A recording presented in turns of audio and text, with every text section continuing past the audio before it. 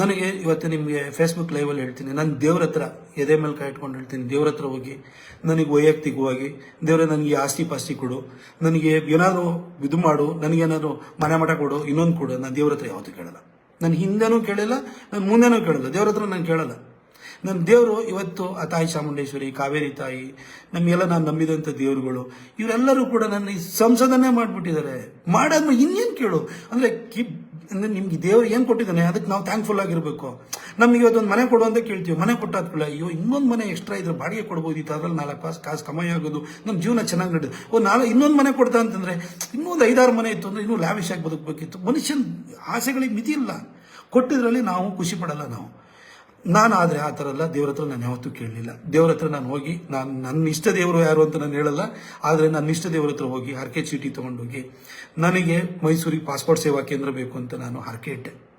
ಅನಂತಕುಮಾರ್ ಸಾಹೇಬ್ರ ಹತ್ರ ಹೋಗಿ ಸುಷ್ಮಾ ಸ್ವರಾಜ್ ಅವ್ರ ಹತ್ರ ನಾನು ಹೇಳಿಸ್ತೆ, ನನಗೆ ಪಾಸ್ಪೋರ್ಟ್ ಸೇವಾ ಕೇಂದ್ರ ಬೇಕೇ ಬೇಕು ಅಂತ ಹೇಳ್ಬಿಟ್ಟು. ಅದು ಏನೋ 2018 ಕ್ಯಾಬಿನೆಟ್ ಡಿಸಿಷನ್ ಆಗುತ್ತೆ. ಅದಾದ ನಂತರ ನಿಮಗೆ ಇದು ಆಮೇಲೆ ಮೈಸೂರಿಗೆ ಸಿಗ್ಬೋದು, ಇದು ಫಸ್ಟ್ ಟರ್ಮ್ ಎಂಡ್ ಆಗೋಷ್ಟೊಳಗಡೆ ಸಿಗ್ಬೋದು ಅಂತ ಹೇಳಿದರು.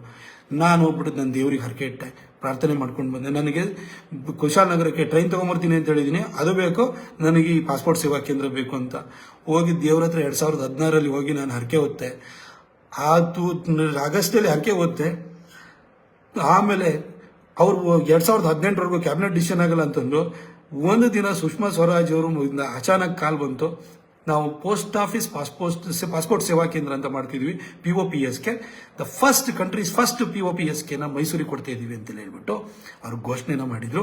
ಫೋನ್ ಮಾಡಿ ಹೇಳಿದ್ರು ನನಗೆ ಇದು ಗುಡ್ ಗವರ್ನೆನ್ಸ್ ಡೇ ಡಿಸೆಂಬರ್ 25 ಇರ್ತದೆ, 23rd ವರ್ಷದೊಳಗಡೆ 3 ದಿನ ಇದೆ ಪ್ರಿಪರೇಷನ್ ಮಾಡಿ ಇನಾಗ್ರೇಟ್ ಮಾಡಬೇಕು ಅಂತಂದು ಅನಂತಕುಮಾರ್ ಸಾಹೇಬ್ರೆ ಬಂದು ಇನಾಗ್ರೇಟ್ ಮಾಡಿಕೊಟ್ರು. ಆ ದೇವ್ರ ಹತ್ರ ನಾನು ಹರಕೆ ಹೊತ್ತಿದ್ದೆ. ನನಗೋಸ್ಕರ ಹರಕೆ ಹೊತ್ತಿಲ್ಲ, ನನ್ನ ಕ್ಷೇತ್ರಕ್ಕೋಸ್ಕರ ಹರಕೆ ಹೊತ್ತಿದ್ದೆ. ಇವತ್ತು ಪಾಸ್ಪೋರ್ಟ್ ಕೇಂದ್ರವನ್ನು ತಗೊಂಡ್ಬಂದೆ. ರಿನ್ಯೂವಲ್ಲು ಎಲ್ಲ ಸೇರಿಬಿಟ್ಟು 1 ಲಕ್ಷಕ್ಕಿಂತ ಜಾಸ್ತಿನ ನಾವು ಕೊಟ್ಟಿದ್ದೀವಿ. ಹಾಗೆ ಕುಶಾಲನಗರದ ಟ್ರೈನನ್ನು ಕೂಡ ನಾನು ಕೇಳ್ಕೊಂಡಿದ್ದೆ. ಅದು ಕೂಡ 2018 ಬಜೆಟ್ನಲ್ಲಿ ಪಿಂಕ್ ಬುಕ್ಕಲ್ಲೂ ಕೂಡ ಬಂದಾಯಿತು. ಪಿಂಕ್ ಬುಕ್ ಅಂದರೆ ಕನ್ಫರ್ಮೇಷನ್ ಅಂತ ಹೇಳಿ ಅದನ್ನು ತೊಗೊಂಡ್ಬಂದೆ. ಹೈವೇದಿರ್ಬೋದು, ಪ್ರತಿಯೊಂದು ಕೆಲಸಕ್ಕೂ ಕೂಡ ದೇವ್ರಿಗೆ ಮೊರೆ ಹೋದೆ, ಪ್ರಾರ್ಥನೆ ಮಾಡ್ತಿದ್ದೆ, ಆನಂತರ ಸಂಕಲ್ಪ ಮಾಡ್ತಿದ್ದೆ, ಬರ್ತಾ ಇದ್ದೆ. ದೇವ್ರ ಹತ್ರ ನಾನು ಕೇಳಿದ್ದೀನಿ, ನನ್ನ ಕ್ಷೇತ್ರಕ್ಕೆ ಏನೋ ಕೊಡು ಅಂತೇಳಿ ಹೇಳ್ಬಿಟ್ಟು ನಾನು ದೇವರನ್ನ ಕೇಳಿದ್ದೀನಿ ಹೊರತು ಇವತ್ತು ದೇವ್ರ ಮೇಲೆ ನಾನು ಎಲ್ಲರ ಹತ್ರ ಸುಳ್ಳು ಹೇಳೋ ಪೊಲಿಟಿಷಿಯನ್ ಅಲ್ಲ. ನಾನು ದೇವ್ರ ಹತ್ರ ನಾನು ಇವತ್ತು ಹೋಗಿ ತಾಯಿ ಚಾಮುಂಡಿ ಹತ್ರ ಹೋಗಿ ಕೂತ್ಕೊಂಡು ತಾಯಿ ನನ್ನನ್ನು ಪ್ರೊಟೆಕ್ಟ್ ಮಾಡು ಅಂತ ಕೇಳ್ಕೊಳ್ತೀನಿ. ನನಗೆ ಒಳ್ಳೆ ಕೆಲಸ ಮಾಡ್ಲಿಕ್ಕೆ ಇನ್ನೂ ಶಕ್ತಿನ ಕೊಡು ಅಂತ ಕೇಳ್ತೀನಿ, ಅವಕಾಶನ ಕೊಡು ಅಂತ ಕೇಳ್ತೀನಿ. ನಾನು ವೈಯಕ್ತಿಕವಾಗಿ ಇವತ್ತು ನಾನು ಯಾವ ದೇವ್ರ ಹತ್ರನೂ ಹೋಗಿ ನಾನು ಕೇಳಲ್ಲ. ನನಗದು ಬೇಕು ಆಗಿಲ್ಲ. ನಾನು ಯಾಕೆಂದ್ರೆ ದೇವ್ರು ನನಗೆ ಕೊಟ್ಟಿದ್ದೀನಿ, ಇಷ್ಟು ಒಳ್ಳೆ ಕೆಲಸ ಮಾಡುವಂಥ ಅವಕಾಶನ ದೇವ್ರು ಕೊಟ್ಟಿದ್ದಾನೆ. ಅದಾದ ನಂತರ ನನ್ನ ಅಭಿವೃದ್ಧಿ ಕಾರ್ಯಗಳು ನಿಮ್ಗೆ ದುಡ್ಡು ಹೇಳ್ಬೋದು. ನಿಮ್ಮೆಲ್ಲರಿಗೂ ಭಾಳ ಕಾತರ ಏನು ಅಂತಂದರೆ, ಏನು ಟಿಕೆಟ್ ಸಿಗುತ್ತಾ ಇಲ್ವಾ, ಇವನೇನೋ ವ್ಯಕ್ತಪಡಿಸ್ತಾನ ಅಂತ ನೀವು ಯೋಚನೆ ಮಾಡಬೇಡಿ. ದೇವರು ಯಾವಾಗ ಎಷ್ಟು ಅವಕಾಶ ಕೊಡ್ತಾನೆ ಅದರಲ್ಲಿ ಒಳ್ಳೆ ಕೆಲಸವನ್ನು ಮಾಡಿ ಅವರಿಂದ ಶಬಾಸ್ ಅಂತ ನಾವು ಅನ್ನಿಸ್ಕೋಬೇಕು. ನಾನು ಇವತ್ತು ಯಾಕೆ ಈ ಫೇಸ್ಬುಕ್ ಲೈವ್ ಮಾಡಿದ್ದೀನಿ ಅಂತಂದರೆ, ನಾನು ಕಳೆದ 3 ದಿನದಿಂದ ಸೋಷಿಯಲ್ ಮೀಡಿಯಾ ನೋಡ್ತಾ ಇದ್ದೀನಿ, ಟ್ವಿಟರ್ ಟ್ರೆಂಡಿಂಗ್ ನೋಡ್ತಾ ಇದ್ದೀನಿ, ನಮಗೆ ವಾಟ್ಸಪ್ಪಲ್ಲಿ ಬರೋ ಮೆಸೇಜ್ ನೋಡ್ತಾ ಇದ್ದೀನಿ, ಕಾಲ್ಸನ್ನು ನೋಡ್ತಾ ಇದ್ದೀನಿ. ಅದೇ ರೀತಿಯಲ್ಲಿ ನಿಮಗೆ ನೀವು ಪೋಸ್ಟ್ಗಳನ್ನೆಲ್ಲ ಹಾಕೊಳ್ತಿದ್ರಲ್ಲ ಫೇಸ್ಬುಕ್ಕಲ್ಲಿ, ಎಲ್ಲ ಇನ್ಸ್ಟಾ ಪೋಸ್ಟ್ಗಳೆಲ್ಲ ನೋಡ್ತಾ ಇದ್ದೀನಿ. ನಿಜ ಹೇಳ್ತೀನಿ, I am thankful to my god Narendra Modiji. ನನಗಿವತ್ತು ಇಷ್ಟು ಅವಕಾಶನ ಅವ್ರ ಹೆಸರಿನಲ್ಲಿ ಗೆದ್ಕೊಂಡ್ಬಂದಿದ್ದೀನಿ. ನನ್ನ ಇಷ್ಟ ದೇವತೆ ಚಾಮುಂಡೇಶ್ವರಿ, ಕಾವೇರಿ ತಾಯಿ, ನನ್ನ ಏನೋ ಮನೆ ದೇವರು ಬೇರೆ, ಹೀಗೆ ನನ್ನ ಇಷ್ಟ ದೇವರು ಅವ್ರಿಗೆ ಯಾವಾಗಲೂ ನಾನು ಪ್ರತಿನಿತ್ಯನೂ ಕೂಡ ನಾನು ಏನೋ ಅವರಿಗೆ ನಾನು ಪ್ರಾರ್ಥನೆಯನ್ನು ಮಾಡ್ತಿರ್ತೀನಿ. ಆದರೆ ಪ್ರತಾಪ್ ಸಿಂಹ ಒಬ್ಬ ಸಾಮಾನ್ಯ ಪತ್ರಕರ್ತನನ್ನು ಬಂದು ಅನಾಮತಾಗಿ ಟಿಕೆಟ್ ಕೊಟ್ಟು ಮೈಸೂರಿಗೆ ರಾಮನವಮಿ ದಿನ 2014 ಏಪ್ರಿಲ್ 8ನೇ ತಾರೀಕು ಬಂದು ಮಹಾರಾಜ ಗ್ರೌಂಡಲ್ಲಿ ನಿಂತ್ಕೊಂಡು ನನ್ನ ಕೈ ಎತ್ತಿಬಿಟ್ಟು ಪ್ರತಾಪ್ ಸಿಂಹನ ಗೆಲ್ಲಿಸಿ ಅಂತ ಹೇಳಿ ಒಬ್ಬ ಪತ್ರಕರ್ತನನ್ನು ಏಕಾಏಕಿ ಸಂಸದನನ್ನು ಮಾಡಿದವರು ನರೇಂದ್ರ ಮೋದಿಜಿಯವರು. ಅವ್ರ ಹೆಸರಲ್ಲಿ ಗೆದ್ದವು. ನಾನು 2019 ಅವ್ರ ಹೆಸರಿನಲ್ಲಿ ಗೆದ್ದಿದ್ದು. ನಾನು ಇವತ್ತು ಇಷ್ಟು ಕೆಲಸ ಮಾಡಿದ್ದೇನಲ್ಲ, ನನ್ನ ಮೋದಿಜಿ ಕೊಟ್ಟಿರೋದು ಕೆಲಸಗಳು. ಇದು ಪ್ರತಾಪ್ ಸಿಂಹಂದು ಏನಂತಲ್ಲ. ಇವತ್ತು ಜನ ದೇಶಕ್ಕೆ ಮೋದಿ ಬೇಕು ಅಂತಾರೆ, ಹಾಗೆ ಕ್ಷೇತ್ರಕ್ಕೂ ಒಬ್ಬ ಛೋಟಾ ಮೋದಿ ಬೇಕು ಅಂತ ಹೇಳ್ತಾರೆ. ಒಬ್ಬ ಚಿಕ್ಕ ಮೋದಿ ನಮ್ಮಿಲ್ಲೂ ಬೇಕು, ಇಲ್ಲೂ ನಮ್ಮ ಕೆಲಸನೂ ಮಾಡಬೇಕು. ದೇಶಕ್ಕೂ ಅವ್ರು ಕೆಲಸ ಮಾಡ್ತಾರೆ, ಅವ್ರು ಬೇಕು, ಅದಕ್ಕೋಸ್ಕರ ನಮಗೆ ಓಟ್ ಹಾಕ್ತಾರೆ. ಅದೇ ಥರ ನಮ್ಮಲ್ಲೂ ಒಂದು ಸಣ್ಣ ಪ್ರಮಾಣದ ಮೋದಿಯನ್ನು ಅವ್ರು ಎಕ್ಸ್ಪೆಕ್ಟ್ ಮಾಡ್ತಾರೆ. ಅದಕ್ಕೆ ಯಾವತ್ತೂ ಅನ್ಯಾಯ ಮಾಡಿದ್ರೆ ನಾವು ಕೆಲಸ ಮಾಡಬೇಕು. 10 ವರ್ಷದಿಂದ ನಾನು ಆ ಕೆಲಸನ ಮಾಡಿದ್ದೀನಿ. 12 ಟ್ರೈನು, ನಾಳೆದು 13ನೇ ಟ್ರೈನು. ಅದು ಏಪ್ರಿಲ್ 5ಕ್ಕೆ ಬರುತ್ತೆ ಅಷ್ಟೇ. ಇಷ್ಟು ಟ್ರೈನ್ ತಂದೀನಿ. 2014ಕ್ಕಿಂತ ಮೊದಲು 10 ವರ್ಷ ಹೋಗಿ 2004ರಿಂದ 2014ವರೆಗೂ ಎಷ್ಟು ಟ್ರೈನ್ ಬಂದಿದೆ ಅಂತ ನೋಡಿ. ಒಂದು ಟ್ರೈನ್ ಇದ್ರೆ ಹೇಳ್ಬಿಡಿ ನೋಡೋಣ. ನಾನು ನಿಮಗೆ ಇನ್ನೂ ಒಂದು ಉದಾಹರಣೆ ಹೇಳಬೇಕು. ಜನ ಎಷ್ಟು ನನ್ನ ಪ್ರೀತಿಸ್ತಾರೆ ಅನ್ನೋದಕ್ಕೆ 1989ರಿಂದ 2019ವರೆಗೂ 30 ವರ್ಷಗಳಲ್ಲಿ ಮೈಸೂರಿನಲ್ಲಿ ಯಾವ ವ್ಯಕ್ತಿನೂ ಕೂಡ ರಿಪೀಟ್ ಮಾಡಿಲ್ಲ. ಎಲ್ಲರೂ ಇನ್ಕ್ಲೂಡಿಂಗ್ ಮಹಾರಾಜರನ್ನ, ಶ್ರೀಕಂಠದತ್ತ ನರಸಿಂಹರಾಜ ಒಡೆಯರ್ನೂ ಕೂಡ ಜನ ಸೋಲಿಸಿದ್ದಾರೆ. 91 ಸೋಲಿಸಿದ್ರು. ಅವಾಗೇನೋ ಸಿಂಬಲ್ ಮಿಸ್ಟೇಕ್ ಆಗಿ ಸೋಲ್ಸ್ಬಿಟ್ಟಿದ್ದಾರೆ ಅಂತ ಅಂದ್ರೂ ಕೂಡ 2004ರಲ್ಲಿ ಮಹಾರಾಜರನ್ನ 3ನೇ ಕ್ಲಾಸಿಗೆ ಕಳಿಸ್ಬಿಟ್ರು ಜನ.